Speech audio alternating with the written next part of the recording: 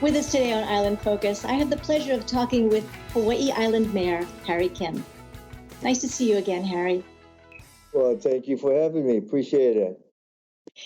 You know, the Big Island has gone through a lot of changes over the years, and particularly now with this COVID-19. You've met the challenges head on.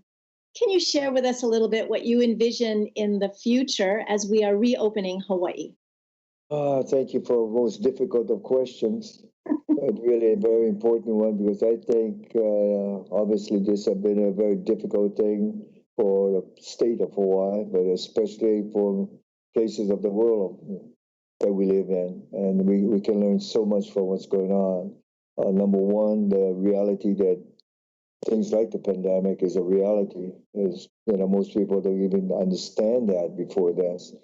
In regards to that, I think it should wake us up to a lot of things in regards to what we have here and what we want to go forward. The most important question, I think, is for us to ask what we have learned and what do we want as a lifestyle for tomorrow. And that's a simple question, but a very, very difficult one. We knew, for example, that immediately almost all, and it turned out to be true, all of the visitors from Japan, for example, which accounted for 20, 30, 40%, depends on what you count, of our economy, was going to stop overnight. And obviously it did, because the rule was if you come to Hawaii from anywhere, you will be in quarantine for 14 days. And we all knew that the average Japanese visitor was here less than 7. So common sense prevailed. They're not coming. That's what happens when you have a tourist-based industry. And this is not to put down that industry because of the importance of it. But we have to realize, what we should do, and we should diversify a little more.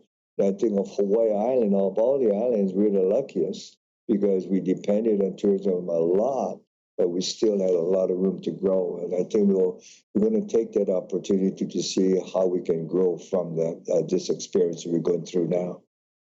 You've been very deliberate in keeping people together on the Big Island. And in fact, your slogan from out of your office of "We're in this together" really gives us a sense of what your values are. And when you talk about developing the Big Island or growing the Big Island, I suspect it has something to do with agriculture as well and local businesses. Yeah, I'll get philosophical because from the very beginning, back in 2000, I remember when I first ran a reporter asked me, what are your goals, what's your vision? And I didn't go that far, except I'm being asked, so you answer. And I found myself saying, my goal is very simple, and it is to make Hawaii a nice place to live. And if you make Hawaii a nice place to live, it will definitely be a nice place to do business. If you do 1 and 2, then it will be a nice place to visit.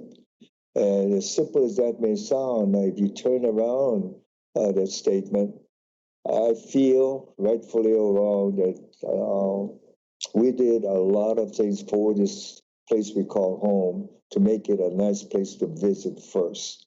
And I think we forgot the most important thing was create a place to make it a nice place to live.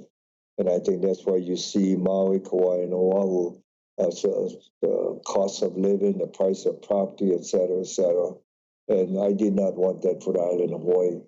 Naturally, I do want it a nice place to visit, but above all, number one, focus on a nice place to live. And that's the theme of working here from that day.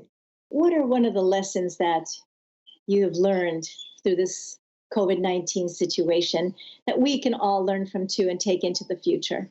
You have to back up and really look at the impact of what you're doing.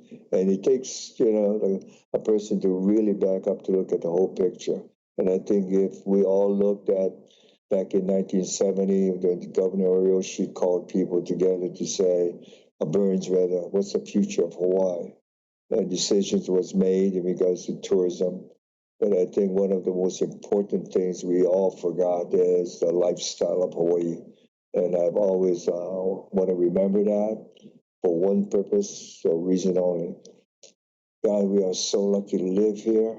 We are so lucky to be the cosmopolitan people. I'll take this time look what's happening to the mainland. I never thought to this day that we would be talking about racism and those things that of what is happening throughout the world, but especially now.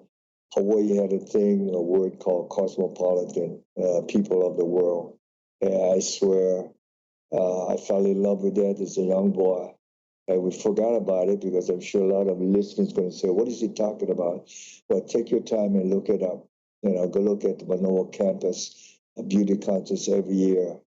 Miss Kapalapala, before 1960, you had a Miss Cosmopolitan category, meaning people that belong to the world. You had to be a mixed ethnic group to be that. We were so blessed. We grew up like that. And all to do is step back 1 second and look at what that is, what we had of people. I don't care what you have. If you don't have that good relationship of a community of people, what have we got? We really have nothing. And we had that, and I didn't want to lose that. I do everything as the people work with me, know that that's what we work towards. Well, thank you very much for sharing your philosophy and your heart, and also the vision that you have for us to remember who we are in Hawaii. Thank you, Mary Kim. Thank you for giving me a chance to say that. Appreciate it. Thank you for joining me in my conversation with Harry Kim, who is the mayor of Hawaii Island. Aloha.